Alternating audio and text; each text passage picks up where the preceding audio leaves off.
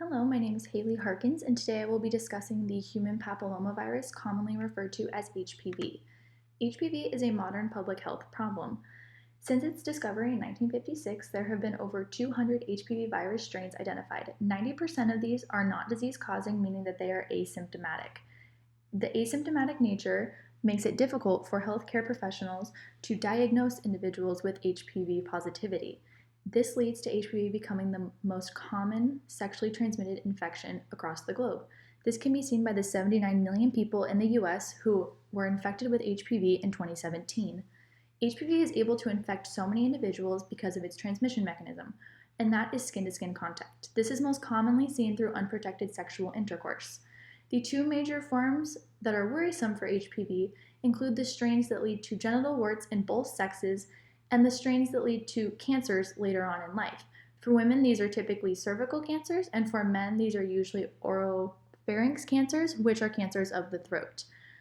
HPV occurs all across the world and is mostly concentrated in areas of lower socioeconomic status. Some etiological factors include being sexually active, regardless of age, gender, race, or sexual orientation. Trends indicate that HPV is usually more common in females due to their ability to have both vaginal and anal intercourse. And HPV is usually more common after first sexual interactions due to lack of experience and lack of proper safe sex practices. HPV is also correlated to a lack of education, lack of access to healthcare, and a large number of sexual partners. Some future risks include fear of vaccinations. This is mainly focused on parents who are worried about vaccinating their children for fears of promoting sexual prowess or believing that vaccines can cause negative health effects.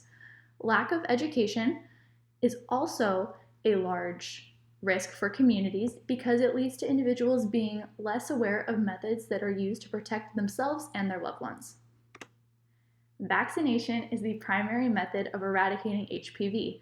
Vaccinating 11 and 12-year-olds of both sexes has proven to be the most effective form of eradicating HPV. Unfortunately, there is no vaccine available for those over 19 years old. So the strategy is to immunize when individuals are young, so that way they can prevent disease contraction when they are older and become sexually active. These vaccines work through 3 doses over a 6-month time span and are available for many of the strains, but they most commonly attack strains 16 and 18. In terms of education as a strategy, they promote safe sex practices through abstinence and condom use for those who choose to be sexually active. Condoms decrease the skin-to-skin contact during sexual intercourse. In terms of screenings, Pap smears are promoted for women. Pap smears are tests for cervical cancer, and cervical cancer is one of the greatest indicators of HPV positivity in women. Unfortunately, there are no positive screenings that are successful enough for men during this time.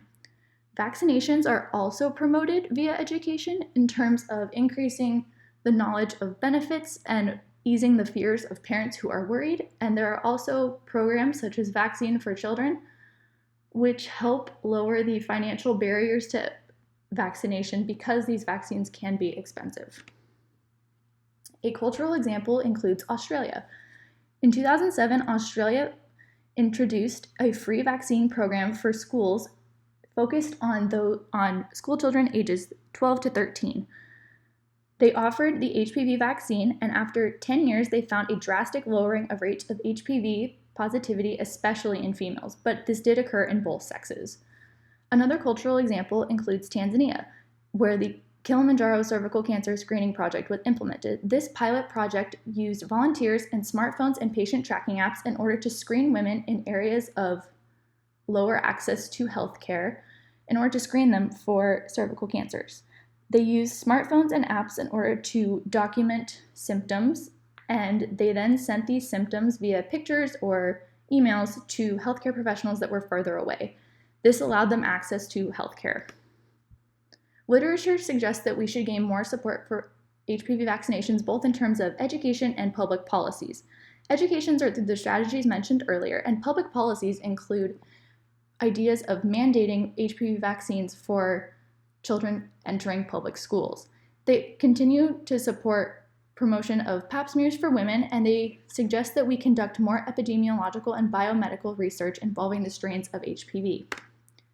In my opinion, I believe that HPV should be included in the mandated list of immunization for public school children in order to decrease HPV incidence.